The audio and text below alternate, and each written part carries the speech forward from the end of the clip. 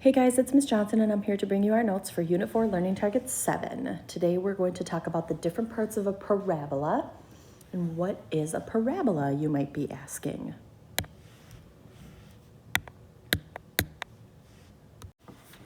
Okay, so let's just hop back to the standard form of a quadratic equation. We've been talking about quadratic equations now for a few weeks.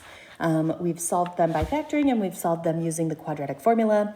And now we're going to get into graphing them. So a refresher of that equation, the standard form of a quadratic equation looks like y equals ax squared plus bx plus c.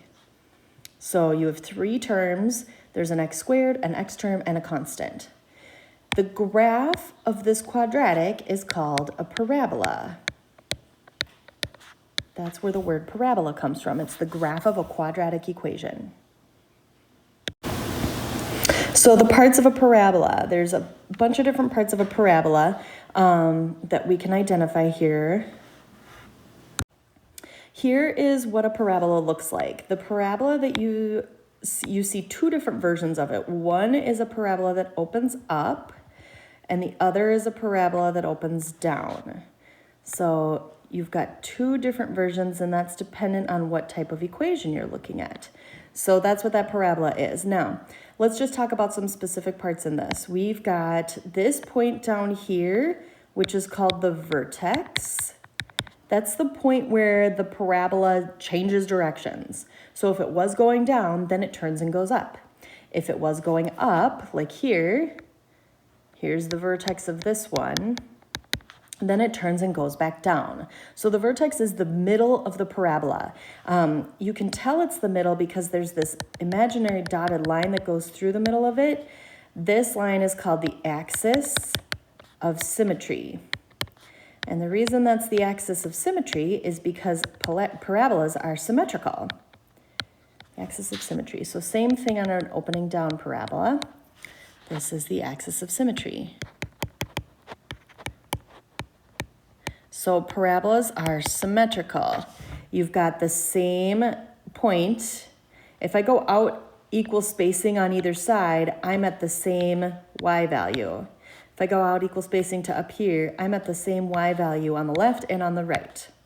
So these two lines, these two halves of the parabolas, the left half and the right half, are symmetrical to each other. It's kind of like that axis of symmetry where you can fold it in half and the two will line up together. That's what that axis of symmetry does for us. One thing that's in every equation, every function, this was in our linear equations as well, is the y-intercept. Okay, so we'll see that. That y-intercept, that happens in every parabola. So here's the y-intercept over here, just like it happens in every equation, really. It doesn't matter what type of equation you have, you're always going to have a y-intercept of some kind somewhere. So this is a parabola that opens up. This parabola on the left is one that opens up. Come in. Or in other words, we call this a smiling parabola. Smiley face. Okay, just as a little nickname, because it looks like a smiley face. And then this parabola over here opens down. Or in other words, we call it a frowny face. So frowny face parabola. So those are kind of the basic parts of a parabola. You've got the vertex, you've got the axis of symmetry. The axis of symmetry goes through the vertex, okay? And the axis of symmetry is not actually part of the graph. It's just kind of a marker. That's why it's marked with a dotted line, because it's not actually part of the graph of the parabola. It's just a point of reference where we can say, oh yeah, that's where I could fold my parabola in half and it would be symmetrical. All right, so then this just talks a little bit more about all of those points. So parabolas have a point called the vertex. This is a starting point when you graph the equation. Notice that. This is the starting point when you graph the equation, which means you're going to find this first. Every time you graph, you're going to find the vertex first. We also call these things the minimum or maximum. So if you have an opening up parabola, you have a minimum. If you have an opening down parabola, you have a maximum. Okay, so minimum and maximum of the graph. Then it says, notice that the parabolas are symmetrical and they have an visible vertical line that's called the axis of symmetry. This runs through the vertex and has the same value as the x-coordinate of the vertex. That's an important thing to take note of. That line is equal to the x-coordinate of the vertex, which is a good thing to know. Okay, so then we have a point where the parabola crosses the y-axis, and this is called the y-intercept. All right, so a y-intercept is something that we have on every single graph, no matter what kind of graph it is. So if you have, your coordinate plane right here, we looked at linear equations for a long time. So let's say I have a line like that. There's my y-intercept. Now we're looking at parabolas. There's my y-intercept. So it doesn't matter what type of function you're looking at, your function is always going to have a y-intercept. In our case, the y-intercept is going to equal the c value. That's that constant at the end, okay? That's the constant, the last part of the equation. So that constant gives us the y-intercept. Similarly, as when we looked at a linear equation, for linear equations, we had y equals mx plus b, and this constant, b, was our y-intercept, or in other words, the constant. Now, in quadratic equations, we have 3 terms instead of 2 terms. Y equals ax squared plus bx plus c. So now our constant is called c, just because it's the 3rd term instead of the 2nd term, but it's still the constant of the equation. And it's still the thing that gives us the y-intercept. So that's one thing that you can hold true for every single function you look at. Whatever constant you have in the equation, that's going to be your y-intercept. So that's just kind of a nice thing to know. So then we come to the point about when the graph opens up and when the graph opens down. If you have a positive a value, if your a value is greater than 0, your graph will open up, okay? If you have a negative a value, if your a value is less than 0, your graph will open down. So a positive a value means the graph opens up. Negative a value means the graph opens down. All right, so here's what we're going to do. Steps to finding the vertex in the parabola. We're going to start by just finding the vertex and looking at some of those basic characteristics before we actually get into the graphing of them. So we're going to write out our ABC. That's how we start all of this, even in the solving. We're going to find the x-coordinate of the vertex. The x-coordinate of the vertex is this equation right here. We need to take the opposite of b and divide it by 2a, okay? If you remember that, if that looks kind of familiar, that was the outside stuff of the quadratic equation. If I go back and look at that quadratic equation, I had x equals opposite b plus or minus, and then a whole bunch of stuff under here. B squared minus 4ac all over 2a. Well, check it out. Look at what's on the outside of the radical. If I look at the outside of the radical, I've got the opposite of b over 2a. Bam, there it is. That's my x-coordinate of the vertex. That is not a coincidence, okay? So this is the x-coordinate of the vertex. Then we take that x-coordinate, because here's the thing, the vertex is a point, x comma y. So I have to take that x value and I have to plug it back into my original equation to get y. Then I'm going to write the vertex out as a point. Just a reminder that the axis of symmetry is the same as the x-coordinate of the vertex, and I'll show you where we're going to make note of that in our questions. So let's just do some practice. I've got the equation y equals 2x squared plus 8x minus 3. The first thing I'm going to do is identify my a, b, and c. A is 2, b is 8, c is negative 3. Ask yourself, is it going to open up or down? And this is dependent on what's your a value. Your a value is positive. It's positive 2 right here, which means that your parabola is going to open up. Okay. Then let's look at the axis of symmetry. That's where we get into the opposite of b over 2a. Okay. And that goes for the vertex as well. So x equaling the opposite of b over 2a would be negative 8 over 2 times 2. That's negative 8 over 4, or in other words, negative 4. So the axis of symmetry is x equals negative 4, because that's the x value of our vertex. So here's what's cool about that. I can also come right down here to the vertex and plug in negative 4 for my x coordinate. You know, your vertex is x comma y. That's your vertex right there. So the x coordinate I found using the opposite of b over 2a. So I put negative 4 in for my x coordinate, okay? Now the other part of it, I need the y. So I'm gonna take this negative 4 and I'm gonna plug it back into my original equation. So I have y equals 2 times negative 4 squared plus 8 times negative 4 minus 3. Go through your order of operations to simplify this expression. The negative 4 squared is going to be positive 16. So that's y equals 2 times positive 16, and then plus 8 times negative 4 minus 3. Then I can do the multiplication in two places there. So y equals 2 times 16, which is 32. And then 8 times negative 4 is negative 32, and check that out, minus 3. So then I do my subtraction. I've got 32 minus 32, which is going to go away, and I'm left with y equals negative 3. So the y coordinate of my vertex is negative 3, and I can close off that point. So that's the thing about the vertex. The vertex is a point, an ordered pair, x comma y. The axis of symmetry is just the x coordinate. Okay, that's all you need there. The y-intercept, super easy. Y-intercept is negative 3.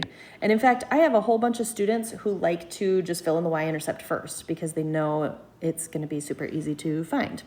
All right, so then maximum or minimum. So our parabola opens up. I'm going to come back up to this opening up thing. If I have an opening up parabola, that means I have a minimum point and everything increases from there.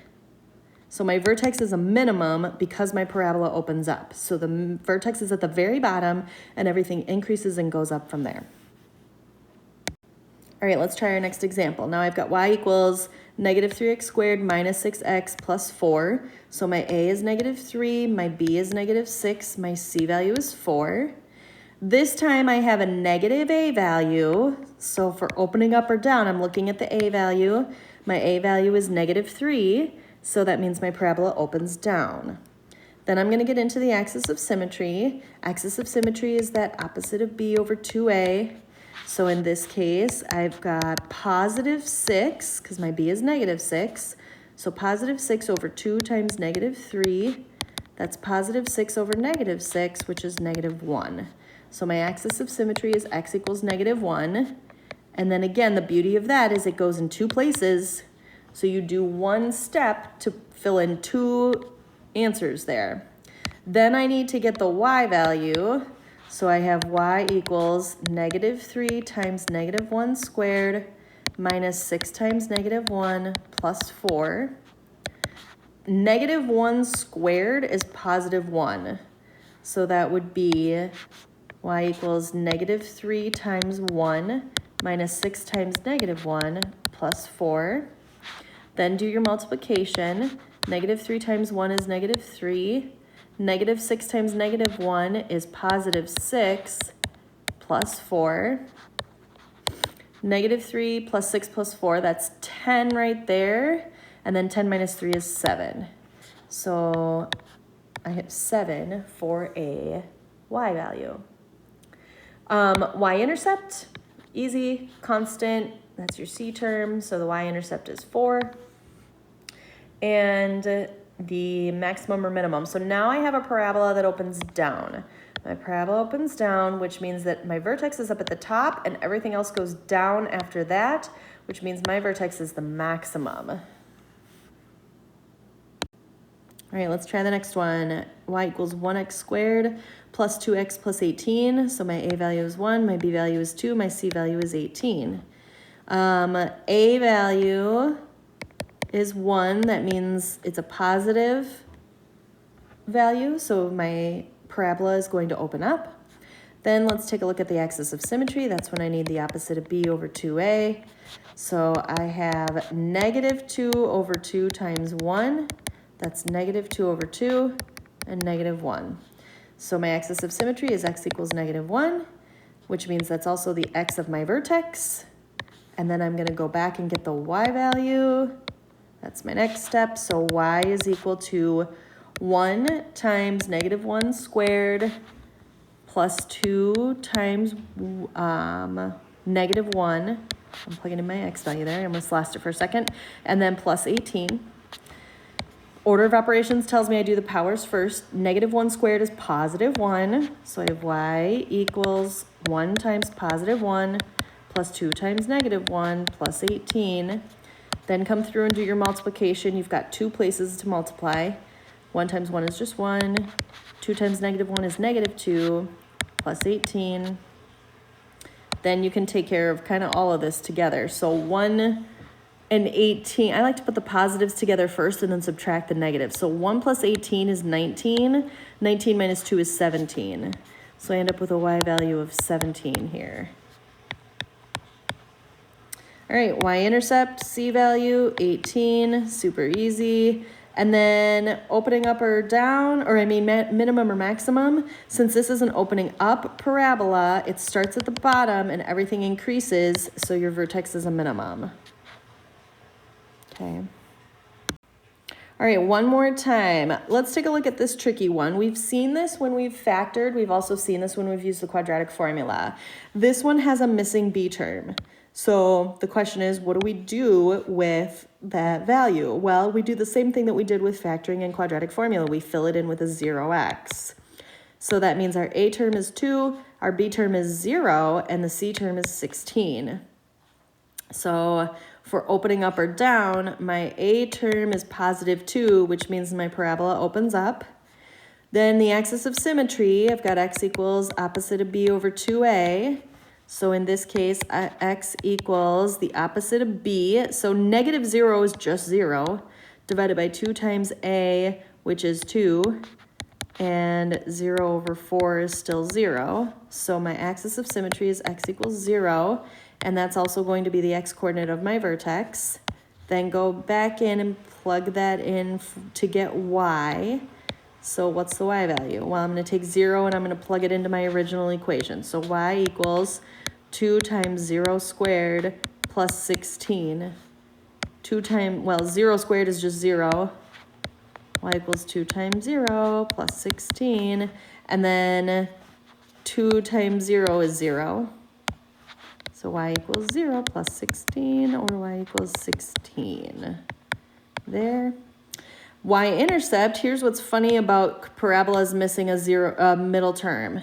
If you're missing a middle term, the middle term of a quadratic equation is what moves the parabola to the left or the right, depending on what that middle term is. So if you don't have a middle term, that means that your parabola hasn't moved left or right at all. Since your parabola hasn't moved left or right at all, then your vertex is the same thing as your y-intercept, which is kind of funny because the y-intercept and the vertex are going to be together. Just a funny concept. It doesn't happen. It only happens when your middle term is missing. So for that c value, that y-intercept is 16 and the vertex was also 0, 16. So that is not a coincidence. And then minimum or maximum, this is an opening up parabola, which means you have a point at the bottom and everything else goes up from there. All right, that takes us to the end of our notes for today. So this is a brief introduction to parabolas and what parts they have, and tomorrow we will get into more of graphing them. So thanks for tuning in, and I will catch you next time.